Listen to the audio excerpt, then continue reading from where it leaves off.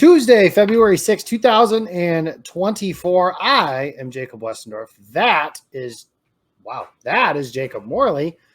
Yeah, lefts and rights are not a positive thing for me. It's always been difficult. I've been challenged in doing that. But no Andy Herman tonight. We are recapping the Senior Bowl, which just took place in Mobile, Alabama. The draft starts in Mobile, as Jim Nagy likes to say. But before we get to that, we have the pleasure of being able to take a stroll down memory lane for what is, in terms of sports, the second happiest day of my life in terms of sports is January 8th, 2024. That was a little less than a month ago. But the happiest day of my sports life is February 6th, this day in 2011. Jacob Morley, what happened on this day in 2011? I'm about to cry. That didn't dawn on me. Oh, wow. Until just now. No. Yeah, obviously the Packers beat the Pittsburgh Steelers in the Super Bowl. Nick Collins picked 6. Greg Jennings getting his ring fitted. Jordy Nelson should have been the MVP if he could catch. Spill it pick. It is time. What do you want? Just iconic win. The best Super Bowl win of all time for any franchise. Many are saying, I've heard you that can once say or twice. You can say your team has won Super Bowls, and that's all fine and dandy, but that one was better than anyone else's. So, as far as I'm concerned, so the stroll I want to take, you just kind of went through all the big moments. The other one is Charles Woodson celebrating like a pass breakup and then realizing his collarbone was broken. So that was kind of funny. Woodson, there's 2 photos from obviously the Super Bowls all have different like the iconic image from Super Bowl 31 is Brett Favre running around the helmet like a child, and anybody who's our age, that's when I became a fan. That's literally when I became a fan. I was like, I love this guy. This is cool. Right. I like football. That guy, these colors, all that stuff. I like football, and I want to be just like him.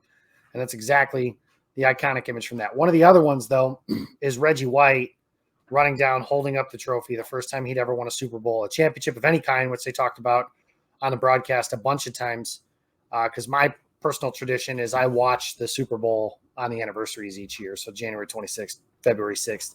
And then whenever the Super Bowl is next year, February 10th or whatever that falls on, I'll just watch it live when the Packers are playing in the Super Bowl against the Los Angeles Chargers and doing that. So that'll be a lot of fun to figure that out. Go ahead and bookmark that. If I happen to get that right, if I get it wrong, make fun of me, whatever. I don't really care. But the iconic image from this game, obviously there's a few. Nick Collins on his knees in the end zone after the pick 6 with the flags all thrown around him. That was funny. Yep. The Jordy Nelson and Aaron Rodgers shoulder bump. Yeah. And the championship belt, Clay Matthews. Yep, I was going to say, I'm looking at that right now. There's that. But the other one, Charles Woodson, had a similar photo to the one of Reggie holding the trophy. And Woodson was kind of the guy on that team. The way I actually just recently wrote this for Packers Central, if you want to check that out, si.com/NFL/Packers. Aaron Jones being the heartbeat of the team, which is Brian Gutekunst's words, not mine. And the way people talk about Aaron Jones is kind of the way that people talked about Charles Woodson. But listen, Aaron Rodgers is, I don't want to crawl down a rabbit hole, but Aaron Rodgers is Aaron Rodgers, and Aaron Rodgers loves Aaron Rodgers quite a bit. And the way that Rodgers still, even to this day, as he's kind of changed with his age, reveres Charles Woodson, talks about him. He said until Devontae said it was the best player he'd ever played with. And I wonder how he would feel if I asked him again now. I feel like if you ask him 10 different days, he might give you 10 different answers on those days between those two guys. So I'm interested in that, but I just kind of want to go through what that day was, what that was like for you. I'm sure we've done this before, but I don't remember. And what I remember from that day is a mountain of stress. I was at the time 19 years old, a very young and emotional fan. I am much more reserved now in my advanced age and frankly maturity and changing of priorities. That certainly has done quite. Have one child, and you guys will. Anybody who has had one will understand how quickly, the Packers losing in the playoffs just doesn't ruin my week anymore the way that it used to. It still stings, but it's not the way that it used to be. But at that time, I would agree with you if you said I was overly dramatic, that I would always say, I just want to see them win one time in my cognizant lifetime before I die. And like, you're 19 years old and that's what you're thinking of, but that's exactly how I felt at that time. Watching the game start, I remember when they went up 21-3 and just thinking like, this is really going to suck if they blow this. Like, that's going to be terrible. And almost did too. And then they tried. In true Packers fashion. They tried. I remember the Steelers scored before halftime. Woodson and Shields got hurt, and then the Steelers score early in the second half, and it's 21-17. They doubled up, right? I feel like it was Hines Ward that Green Bay scored. Did they just Green not Bay get? They punted. Green Bay went 3 and out because I think they had 2 drops. Because remember, I think James Jones had a touchdown or something like that. I don't remember exactly. But I know the Packers. Yeah, well, between that and some of the other stuff, but the Steelers make it 21-17. I remember getting up to go to the bathroom and just muttering under my breath, "We are effed." And I thought for sure that they were going to blow it. But then, they score, they hit Greg Jennings for a touchdown, and then they hit Greg Jennings for, my opinion, the greatest throw of Aaron Rodgers' career up the seam with the whole NFL film shouting, "It's going to 85. It's going to 85. They knew where it was going, and you didn't stop it. It went right over Ike Taylor's fingertips. I think he even got a piece of it on its way to Greg Jennings. It was incredible. And then, the last pass of the game hitting the ground, it was dive bomb and just sobbing with tears of joy. I was so happy for, like I said, from a sports standpoint, I'm happy to say now that at the time, that was the happiest day of my life, bar none. But now as I'm older, the happiest day of my life has certainly changed a couple different times. And I'm also thankful that that is the case as well, that is no longer the happiest day of my life. I'm fortunate to be able to say something like that now. But what a whirlwind that team was, man. I mean, from 8-6 to 10-6, the Packers of this year kind of, had an opportunity to follow a similar path. They just, they didn't, and that's okay. But that's kind of my memory from Super Bowl 45. And of course, you mentioned Kevin Green, rest in peace. Yeah. But the goosebumps of telling my favorite player at the time was Clay Matthews, and just telling him, it's time. Woodson's gone. Nobody's stepping up and doing it. It's time for you to do it. And then a couple plays later, maybe even the next play, he freaking forced a fumble. Like, if that game ends at 28-17, which it didn't, but if it ends at 28-17, like, we're all circling that play as like, that is the biggest play of the game. And it still kind of was, even without it turned the tide of that game. I felt like that stopped the bleeding. That was the first play of the fourth quarter. Like, that was the third quarter was like, oh, we're out of the third quarter. Something like that. That quarter's gone. That quarter's done. And it really was like, they're gonna do this, because once they did that, it was like, okay, you rode the tide, or you made it through the worst, and like that, that play. And when you see Desmond Bishop got it, getting his hands on it and falling, it's just like, that was kind of the moment for me that I was like, they're really going to do this. Like, they're really going to do this thing. So that was, yeah. And, on top of all of that too, like, that was validation too for the Favre to Rodgers stuff.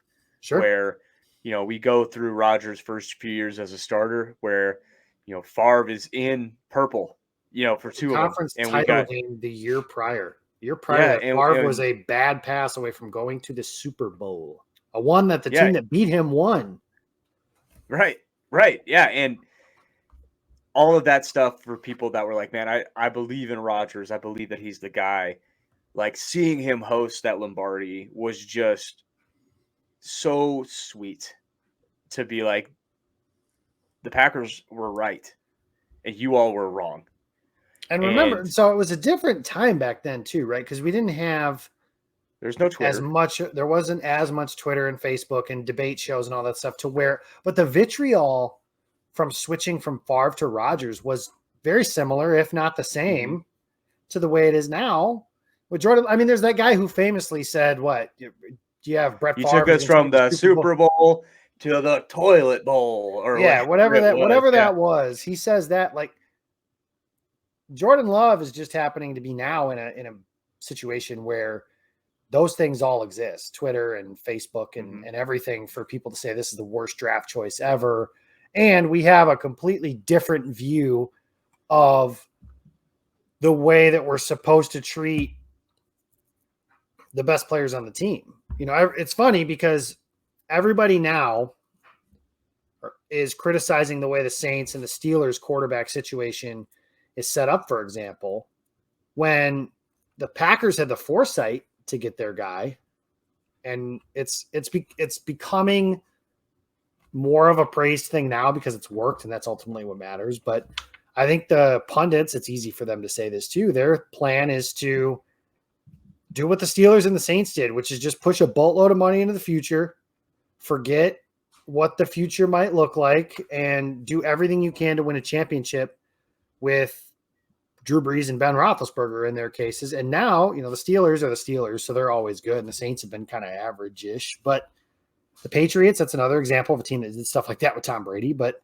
the Patriots had 6 championships in the bank, so that's not really a fair comparison in general. But the Favre to Rodgers stuff, it was the same talking points. Favre's awesome. We've never seen Rodgers outside of that one cameo. He's your franchise legend. He is the Green Bay Pack. Like, everything you guys think about Aaron Rodgers was true of Brett Favre, and then like tenfold, because the Packers were terrible before Favre was there, like terrible all the time. And Rodgers, now don't get it twisted, Aaron Rodgers is a better all-time player, in my opinion, than Brett Favre is. But he had a quote-unquote easier situation from the standpoint of the Packers were good. Like, it wasn't a dormant It's like the question of, like, I agree. I mean, I don't think there's any question that Rodgers is going to go down in history as a better player, just overall, better quarterback than Brett Favre was. But who meant more to this organization? Yeah, and the answer to that question to me is Favre quite literally grabbed them out of the toilet bowl, right? And rose to prominence with them. So the prominent quote from Ron Wolf, is, so that meant him, Holmgren, Bob Harlan, and Favre, breathed breath into the lungs of the crown jewel of the NFL. And that it was like, you guys hear about the 70s and the 80s and all that stuff. Well, the 70s and 80s is what preceded Brett Favre, right? So, I'm just putting all that together. We'll get into the Senior Bowl stuff and everything like that. This isn't a Favre-Rodgers debate thing. I've often said the best part about rooting for the Green Bay Packers is when somebody asks you who's better, who's greater, whatever, your answer can be, I got to root for both of them. So that was nice. Cool. And now they got Jordan Love, who I'm not going to do that he's the next Hall of Fame quarterback thing. He's played one season in like 10 good games, but I mean, I'd rather have him than not. I'd rather have him than not. As somebody who was a Jordan Love skeptic, I would also rather have him than not. So that's the case of where we're at now. Speaking of where they're at and where they're going, the Senior Bowl is completed now. It was played in Mobile last week, and the good news, Morley, on this note, so we'll do a little Jordan Love stuff since you gave up on Jordan Love, and I never stopped believing, is that the Packers have 5 picks in the top 100 to now build around a franchise quarterback. And, if you had asked me in July, what's the best case scenario for Green Bay? Well, the best case scenario was, that they would, now granted, I didn't know they were going to have that 5th pick, but that they have 4 picks in the first, 2 rounds to build around, or 3 picks in the first 2 rounds. I'm sorry. 3 picks in the first 2 rounds to build around the franchise quarterback that they found during the season. The second best scenario was being bad enough to be in a position to pick a guy like Caleb Williams or Drake May. That ain't happening. Caleb Williams ain't coming. Drake May ain't coming. The Packers are picking 25th. They're not picking a quarterback. So that's good news, because now what they can do is they can build around a team. It was really a tough, long-suffering month and a half where we really didn't know as to what the Packers October was rough.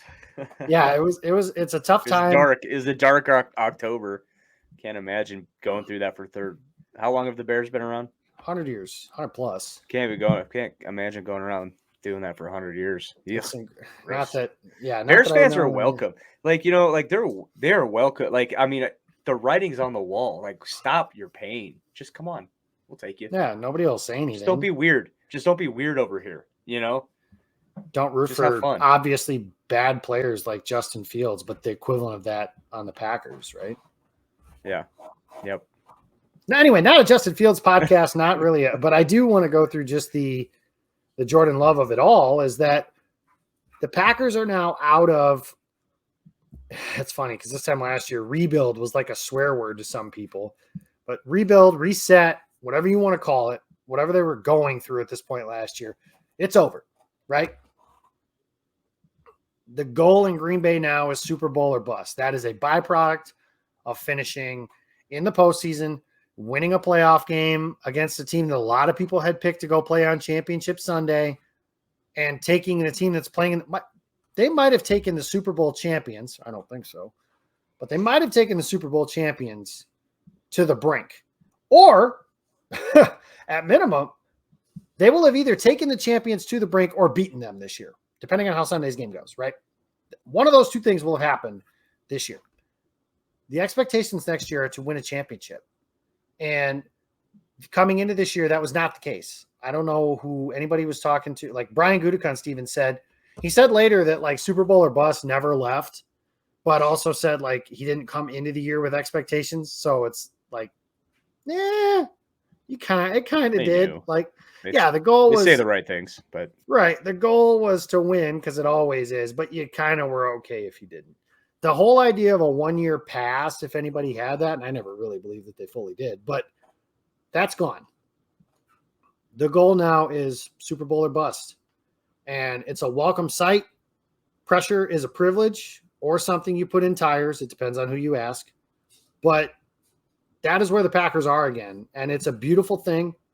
And that's where the draft kind of starts because Morley last year, a lot of guys out of Mobile were in Green Bay after the draft was over. Mm-hmm. I'm trying to think. A lot of guys in general. Carl Brooks, Dontayvion Watson. Watson was, Dobbs was, Jordan Love was a Senior Bowl guy. Jaden Reed, I think. Jaden Reed was a Senior Bowl guy. Zach Tom was a Senior Bowl guy. I mean, they like this event. They do. And there's what's even more exciting about it now is obviously if you've been paying attention, you know that you don't have to just be a senior anymore to go to the Senior Bowl. They've opened it up to underclassmen as well, so that made it a little bit more exciting this year as well. That you look at the Senior Bowl list and it is a who's who of who's going to be top 100 picks in this year's draft class. So there's a ton of talent in Mobile this year. The one thing that I wish they could have done or would have done or something was just I think the best quarterback who played at the Senior Bowl this weekend was Spencer Rattler. But can you imagine if it was like Jaden Daniels and JJ McCarthy or Bo Nix or just players like that? I get why Caleb Williams or Drake May maybe wouldn't do it, but some of these guys that Michael Penix. I'm sorry, Penix played. Penix was there. Nix was there. Yeah, and those guys. I wish JJ could have gone, and I don't know what the whole deal is. I know, and I can't imagine how tough it is to put these rosters together, especially with the late. That I felt like that was kind of late news this year that you could take these underclassmen. And I think a lot of these guys are promised spots and stuff like that. So it would have been good for JJ to go. But the other thing with the quarterbacks, and we do this every year with the quarterbacks, like, oh, they're struggling. This Bo Nix is struggling. Penix looks rough. Like, it's so hard for these quarterbacks to go to these practices with a bunch of brand new faces, new coaches, new environment. Also, a little fun fact. I don't know how people know this. I'm sure a lot of people do. Maybe some don't. But they use a different football in the NFL than they do in the college football. And these guys, like, there is a little bit of an adjustment period with these guys. If you've ever thrown anything in your life, you understand that, like, you have preferences about how you like certain things, how you like the ball, how much you can rough it up, stuff like that. So I think some of that honestly has to play with everything. I mean, everything is brand new. And I think with the quarterbacks, like, what you always look for is, not necessarily how did they look right away, but like, did they get better as the week went on, like as they got comfortable? And I think with the quarterbacks this year, that's kind of what we saw with them. Like, especially I'm thinking of like Bo Nix, who people the first couple of days, and I kind of roll my eyes like, oh, Bo Nix is struggling. And then the last couple of days he settles in and he looks every bit of a, first round pick that he probably should be in this year's coming class. Well, and it's, my pal, Owen Reese, who of the Shrine Bowl, also another all-star event that took place recently. It always says it's a good thing that we have 4 years of tape on Bo Nix that we can decide whether he's good or not instead of 1 week of practice. Yep. And the 1 week of practice, it's really those weeks are about, or that week is about, are you competing? How are you interviewing? How are you doing in one-on-ones? Stuff like that. Yep. And teams see through stuff like that. They know these guys are smarter. That's why they get paid. How do you practice? Like, what are your practice habits? Yeah, those matter. That is something that, again, not to keep making this about Aaron Rodgers, but something like with Samori Toure was when he called him Captain Casual.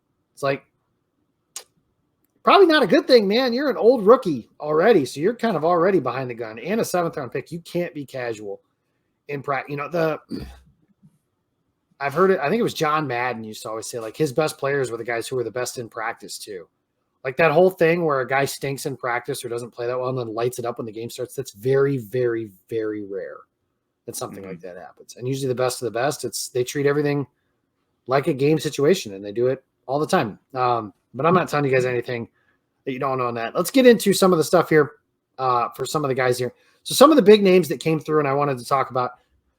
To me, this draft is going to feature this draft class for the Packers. If they're projected to have 11 picks, I believe. And I believe that they will take multiple offensive linemen, interior and offensive tackle. Like I guess I don't know how you feel about this, Morley. I know you hate line of scrimmage football players in general and think football should be 7-on-7 and lateral fest like the Pro Bowl is. But I think offensive tackle is in play as early as the 25th overall pick. I think that if you were to tell me that Olu Fashanu or Joe Alt were somehow slipping into the 15, 16, 17 range, like those are guys I think the Packers would trade up to get. So that's where I think offensive line is in play as soon as the 25th pick. And my rationale is not necessarily that I think Rasheed Walker is a bad player. I'm not trying to say that at all.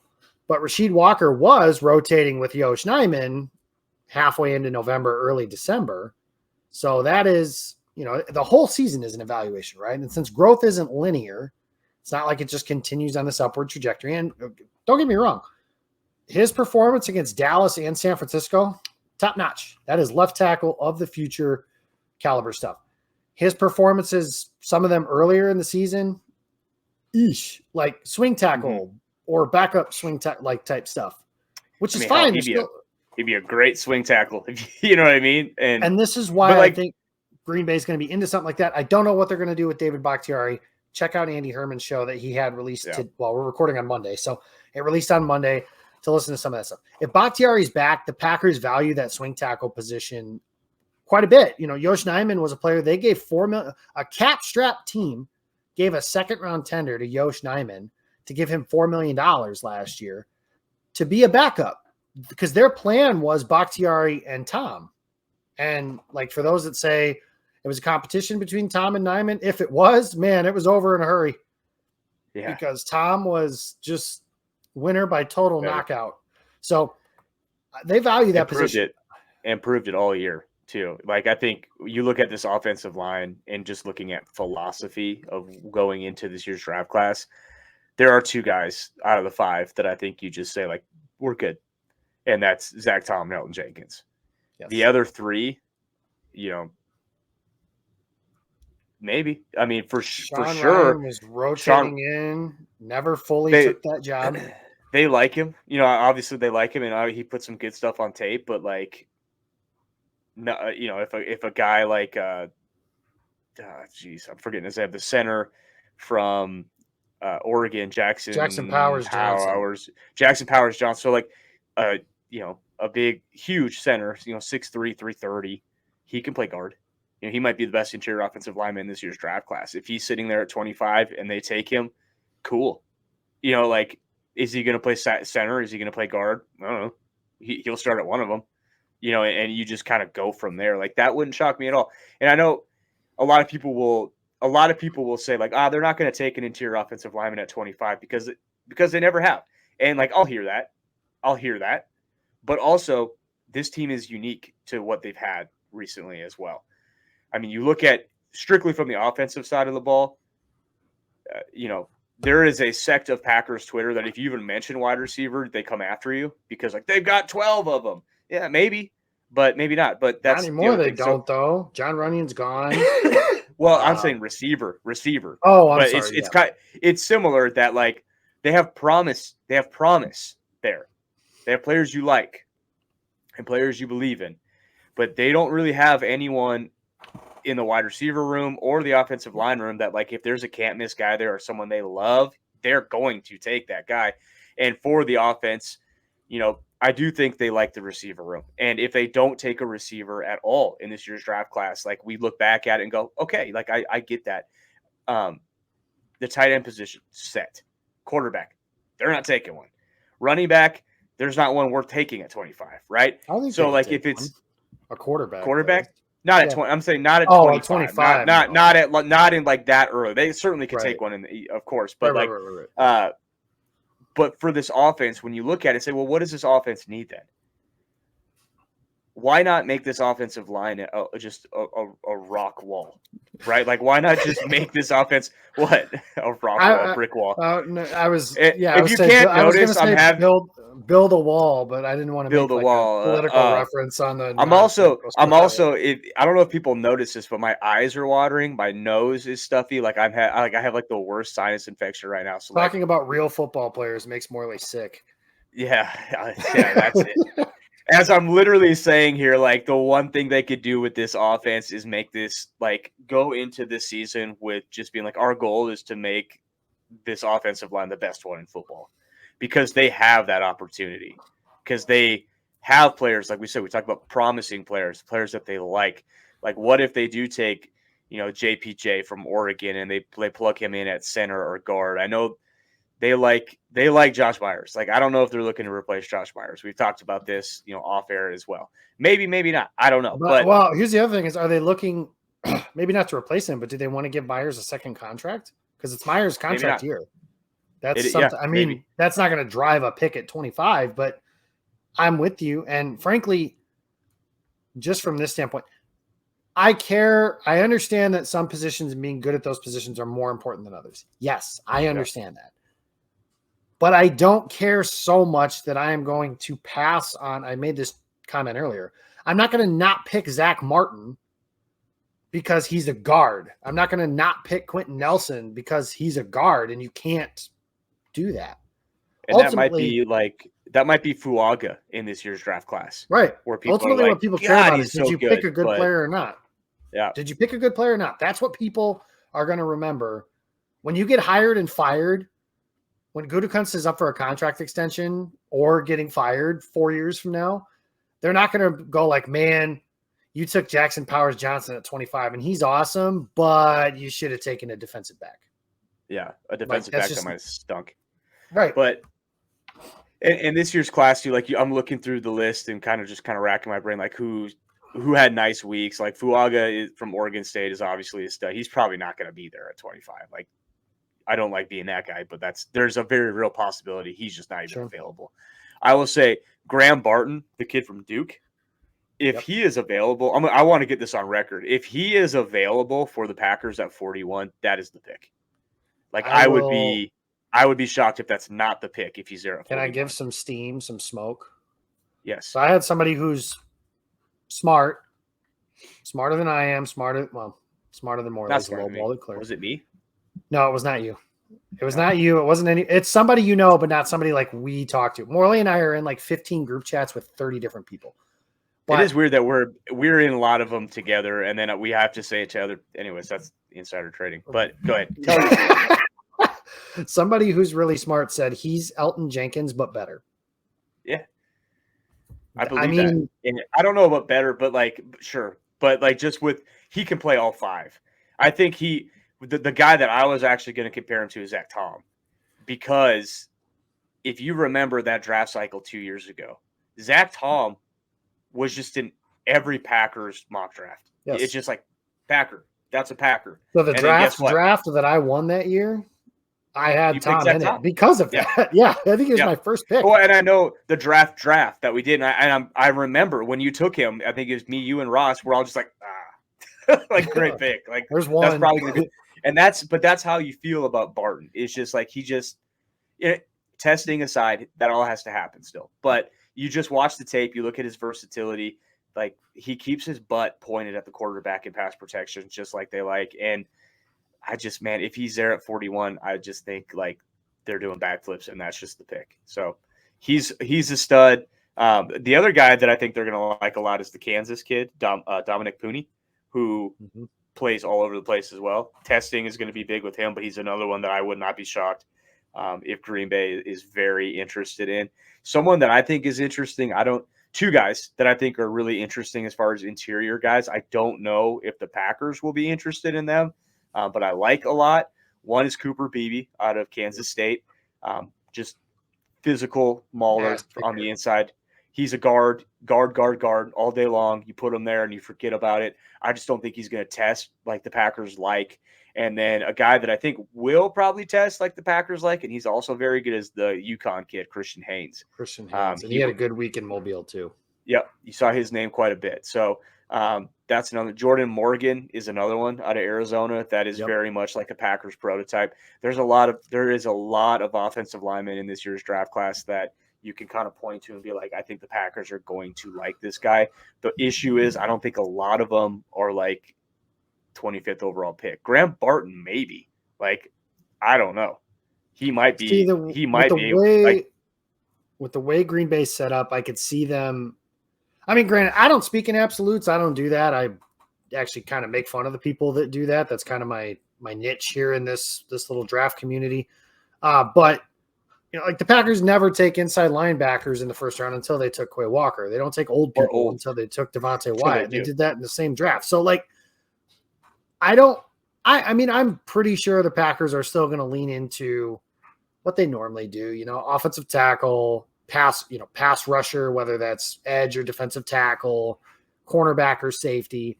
But like one other thing that I think you can say pretty solidly about Brian Gutekunst is just because they need something, like they didn't take a safety last year until Anthony Johnson in the 7th round. And that was their next to last pick. And they needed one pretty badly. And they just didn't, he will not take a position. Yeah. He will. He does. Well, and the other thing is, and I like this about him, I think this is one of Gutekunst's strengths. He won't take a position just to say he took one. Right. You don't.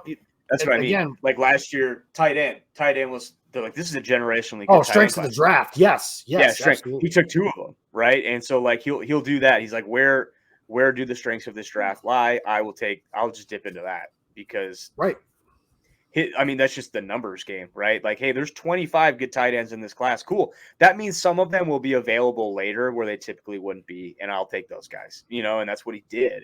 And we've seen that before with him, and we've seen him try to do it in other spots as well. Like I know it seemed like 3 years in a row they were desperately trying to take a receiver, and then just 8 of them went off the board before they could get one, right? So it is interesting to see kind of how he attacks this stuff. And the thing about Goody, it seems like he's getting better, right? It seems like he's continuing to grow in that position as well. I think he's someone that kind of learns from his mistakes and is able to hit on some of these picks. I mean, he's knocked the last 2 drafts out of the park. Can he do it a 3rd time in a row?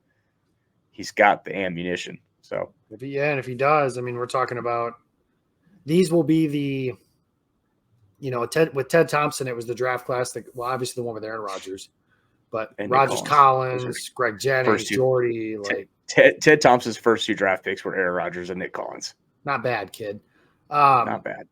Yeah. So these are the draft classes like that. If the Packers win a championship in the near future, we're talking, obviously the whole storyline will be about Jordan Love, but it'll be all of the guys also, Zach Tom's a bookend piece. Christian Watson, Romeo Dobbs, Jaden Reed, just all that stuff. I don't need to go through all that stuff. But, yeah, the Senior Bowl was interesting. Just getting through, like I said, I think it's an offensive line-centric draft. And I think the Packers have a roster that I wouldn't say it's perfect, obviously, by any stretch. The safety room in itself is a disaster at the moment. And it's not a great safety class either. No, and that's where I'm like, when everybody's saying, "Oh, what safety will they pick at 25?" I'm like, I don't know that they will. Like, I don't think they should. I don't know. Honestly, I don't know that they'll pick one in the. Like, is that safety a corner, and does he play for Iowa?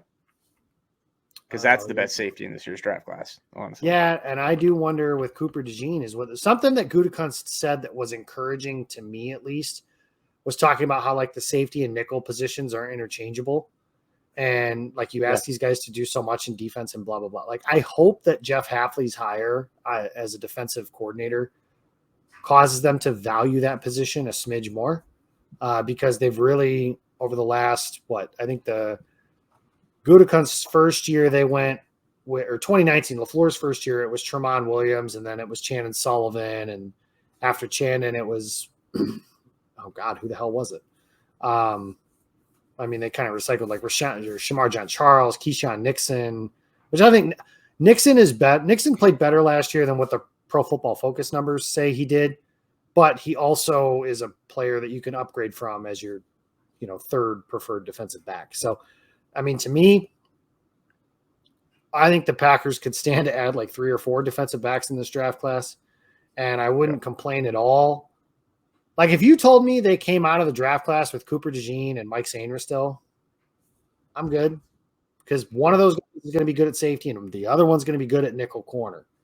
And with so much emphasis on the middle of the field defense, I'm not trying to get into the whole like outside corners don't matter because that's not true. Obviously, Jair Alexander is as valuable as they come. But Green Bay did survive this year with Corey Ballantyne and Carrington Valentine at times throughout the course of the year as well. That if Green Bay were to say like, hey, we're going to gamble on Eric Stokes and Valentine if Stokes can't go and we're just going to try and fix this nickel and safety spot, I'd be okay with that. Now, if the kid from Clemson or either of them kids from Alabama or somebody like that are sitting there and they're like, no, we're going to do this again, I'm down with that too. Or if they think DeJean, like you mentioned, is an outside corner, I think personally that DeJean could play, and I'd like to see his combine numbers for sure, but outside corner, inside corner, and safety, any of those, I think he would be good at. I think he would. I made the running. The answer is yes. Like, the running joke. Oh. The joke that I'm going to make to you is whatever is just from past scars is whichever one he's better at, the Packers will play him at the other position. Yeah, he'll probably play linebacker. I don't know. That's what. Good Lord, I think he can be an overhang defender. This and DeJean obviously wasn't at the Senior Bowl. No. He is someone that is going to and is already being talked about a great deal, and he's been put in a lot of mock drafts for the Packers at 25. That is DeJean to me is almost like the Lucas, and not to compare him to another white guy from Iowa, but like it's almost the same idea of it's almost too perfect. Like when I remember last year at the time of the combine, it's funny because then we all just kind of forgot about it for a while. But Van Ness after the combine, we were like, okay, so he's going to be the pick for Green Bay.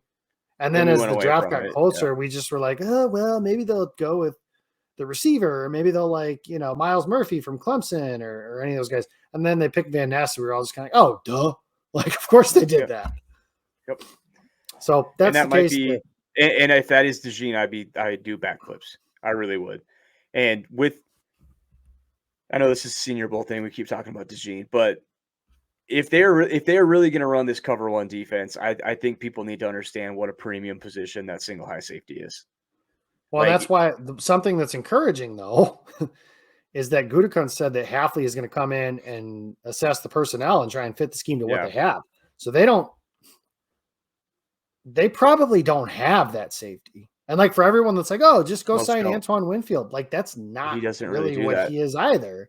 He's a really good player. Buda Baker doesn't really do that. No, it's Packers. Think Earl Thomas, Ed Reed. Those guys are like the best two to ever do it. They're both Hall of Famers, and that's what.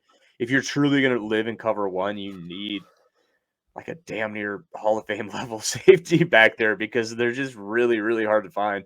And I think DeJean could be that guy. He's a punt returner. Like, let him go back there, just ball hawk. Like, I think he can really do that. But. And I don't think at this year's Senior Bowl, I don't think they're any of those safeties were really there. Kitchens maybe can do it. I think the kid out of Miami, the safety, he's got some of that to him. But man, it's really, really tough, and it's gonna be fascinating to see what they do. And I know Goody. He also said though too, we're not really gonna change our process on who we like on the defensive side of the ball either. So that that kind of cues you in on like they're probably still going to go after the big edges. They like those 270-pound plus freak athletes. They're probably going to stick. They're going to stick with their their thresholds at corner and all that stuff. So that will be interesting and something to pay attention to. But someone that you talk about thresholds, you talk about guys that are big edge rushers. The guy that I think kind of stole the show this year was Darius Robinson. Yep. The defensive lineman out of Missouri. Someone that coming into the week, I had heard kind of some people say like, wait till like you see this guy with the other big boys. Like he is a man amongst boys. And everything that we liked about Van Ness last year and everything that the Packers liked about Van Ness last year, Darius Robinson is like that. He is a guy very much like that. He might, this time last year, Van Ness was kind of like in this range, like the 25 to 32 range until draft time and he went top 15. That could happen with Robinson as well. But I'm just saying, if we know what we know about the Packers, and I think we do know what we know about the Packers, they will take a pass rusher. They don't care. And that's smart. And that's good football teams do that because you cannot have too many of those guys. Darius Robinson, like you think about, how you want to be multiple up front. You want to go to odd fronts. You want to go to even fronts. You want to be able to rotate guys in. Guys, he can rush from the inside. He can rush from the outside. He can rush with his hand up. He can rush with his hand down. He plays the run. He can get after the quarterback. And this is all that, like, I think I said today in my mock draft, I was like, if Lucas Van Ness and Rashawn Gary had a baby and that baby was the same size as Carl Brooks, like that is what Darius Robinson is, because he is like, except, I mean, he's what you would draw up in a lab. Like he's got almost a 7-foot wingspan. He's 6'5". He's 290, damn near. He's allegedly going to test very well. I wouldn't be shocked. I'm just saying I wouldn't be shocked if it gets to that pick. He's sitting there. The Packers are just like him. Take him. Well, and here's the thing for everybody to be like, because I always kind of get a little iffy with the notion of they're set there. Okay, but think about it this way, right? Gary just got signed to a contract extension, so he's here, and he's going to be here for at least 2 more years, if not longer. They just drafted Lucas Van Ness in the first round. Started to turn a corner at the end of the year, but there's no guarantee he's anything more than a rotational player, if he's even that. Preston Smith, who I thought was awesome, especially to finish the year. I often make the joke Packers fans have been shoving him out of Green Bay for like 4 years now. But at some point, Father Time is going to catch up to him, and he's going to look like a player that's not as good. Kingsley Enagbare finished the season with a torn ACL. And that was an ACL he tore against Dallas, right? No, Chicago. Either way. One of the last couple games. It will most likely affect. Yeah, he tore it in January. A 9-month recovery has him back in October. So there's that. Brenton Cox played like one snap. What do you know about him? Yeah. I think the number actually was 4. I think Brenton Cox played 4 snaps this year. So do you know what's better than Rashawn Gary and Lucas Van Ness? 2 of them? The passer. 2 of them. Or, I mean, and that's such a high effort position that I don't think it's any coincidence that once they kind of took the training wheels off of Rashawn Gary, his production went down a little bit. Some of that could be coming back from the injury still. Some of it can just be like, maybe he's better just rushing the passer 20 times a game. I can tell you, like, and I'm not going to make this a Michigan show, but one of the talking points around their team was they literally did hockey line changes on their defensive line. Yep. And they'd say one of the advantages that defense had was this player just goes hard for 4 or 5 snaps, and then he's out for, 6 or 7, and then he comes back and does the same thing. And then that keeps guys fresh down the stretch. And yeah, I think there's certainly something to that. The Eagles last year, the Eagles that won the Super Bowl against the Patriots, They had guys they could do line. Green Bay is close to being able to do that. Kenny Clark, Devontae Wyatt, Carl Brooks. From an interior standpoint, that's pretty solid rushing the passer. the edge group, I think, could use a little bit of love. That doesn't mean it needs to be the 25th overall pick, but if they take one in the top 100, I mean, I think I just talked myself into saying they should, but just between going over everything like that, I wouldn't be surprised if they do that at defensive tackle either.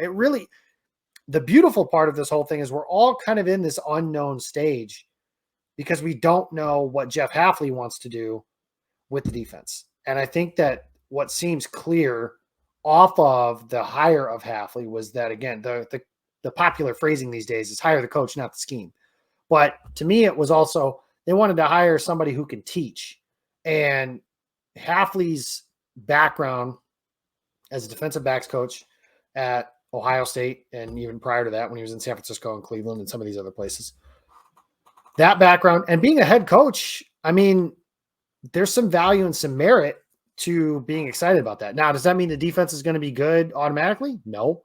They still got a ways to go. And in my opinion, this defense was not a defensive coordinator change away from being a top 10 unit. I think they need some help in a variety of places. And we've gone through some of that stuff too. Morley, get some closing thoughts here. I think you're right. Well, I think they're going to go after the defensive side of the ball, and guys that really stood out this week. Robinson, probably the biggest one. The Quinyon Mitchell out of Toledo, the outside corner, press man corner. They want to talk about playing press man. Max Melton had a good week. That's Bo's brother for him. And it's not just because his last name's Melton. It's not just because Bo became, a fan favorite the last 4 weeks of the season. Max can play. No, and from a culture standpoint too, he comes from a solid background there. Yeah. So he's that stuff. It's small stuff, but yeah, the Rakestraw kid dropped out early, but he's a nice player from Mizzou, another Mizzou defender. The Maryland safety, Bo Brady. I don't know how you say it. He had a nice week. I think he could be a fun player for Green Bay. Nice moments too. I obviously watched a lot of Big Ten football, but he had some. He's a good player. Yeah. And Maryland is their good players pop a little bit more when they play Michigan and Ohio State and those top tier programs, just because it's you're doing this against NFL factory Buckeye team. So that, that matters a little bit, carries some weight at least. I think they're going to take a linebacker. I think they're going to take one earlier than people think. Yep. It seems like at the Shrine game, they talked to every linebacker that was there. And that's another position group that it's Quay Walker and McDuffie. And is McDuffie somebody that McDuffie got to rotate in last year, but then he got dinged both times too. And he's a smaller guy. So, McDuffie has the built-in advantage of having played for Hafley before, but what's that? I can't picture Devondre Campbell being back in Green Bay. He's a shell of himself, and there's enough smoke to believe that maybe he's a little unhappy. Maybe he doesn't want to be here. Yeah. Maybe doesn't want to be here. But that's a guy that reminds me of Dre a little bit is, the Peyton Wilson kid out of North Carolina State, just lanky, arms and legs, and just a vacuum to the football. And that was Goody's vision when he put him next to Quay Walker was just these alien arms in the middle of the field. Yep. It obviously hasn't worked out that way as of yet, and that's another thing. With Quay Walker, I just mentioned him in the linebacker room. It's Walker and what else? But Walker needs to take a step. And I am as vocal of a Quay, well, maybe not as vocal, but I'm a pretty vocal Quay Walker guy. I still think that there's something to tap into there that I'm ready to figure out if that's there.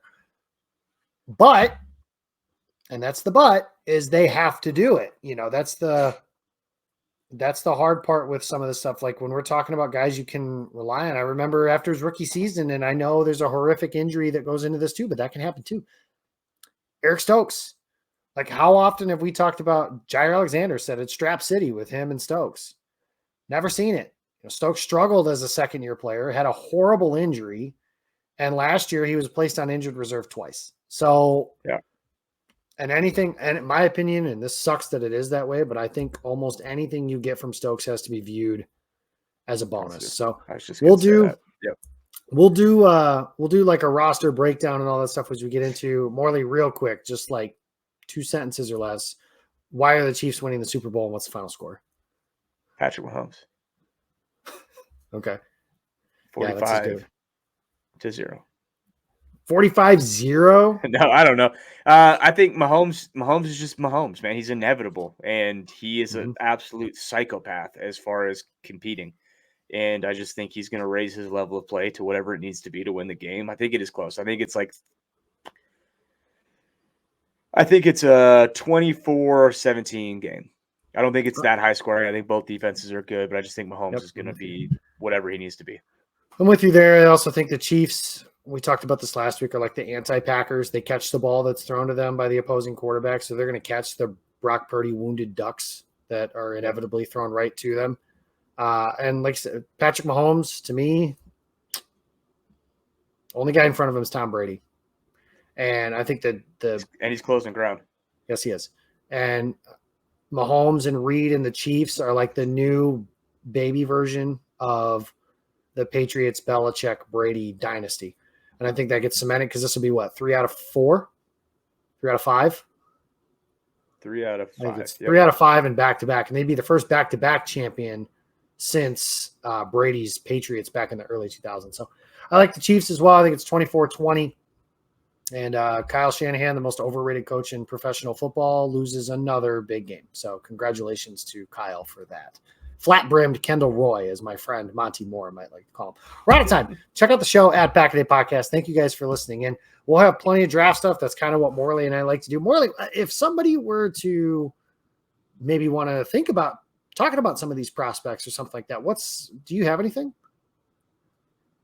We got some stuff in the works. If you're watching Ross's daily breakdown, he's got a link that you can click and you can already pre-order the Green Bay Draft Guide powered by Packer Report. I think we will do our launch, our official launch where you'll see it all over the place after the Super Bowl where you can pre-order. I think we're still working on details on far as like what's going to cost this year. Last year, I think it was $8.99, probably be something similar to that. But if you pre-order, I think you can save yourself a couple bucks, but it's awesome. You should get it. And it's just going to be better this year. I'm so excited about what we have planned and what's coming for you guys. So much profile-y goodness of what is in that guide. I've done it for the last 2 years. And they have, like I said, so many people in that class. And I think we've talked about a boatload of players that have ended up in Green Bay and just what their fit is. And the thing about this guide that's different from, and I've written for some national draft guides before too, is this is specific to your team. So if you want something specific to your Green Bay Packers, why they we'll tell you how they fit. We'll tell you how they fit. And then sometimes they take guys like Quay Walker after we tell you that's never going to happen too. So that's kind of the fun. I don't know if we said that though. I don't know if we said that, but I know that was like a general talking point was they don't take linebackers, something they don't. Or something to that effect. They do. They do. Maybe they do. But we're out of time. Check us out on Twitter, X, whatever you call it these days, all that good stuff. Thank you guys for listening. Enjoy the Super Bowl, and we will see you on the other side and in the offseason.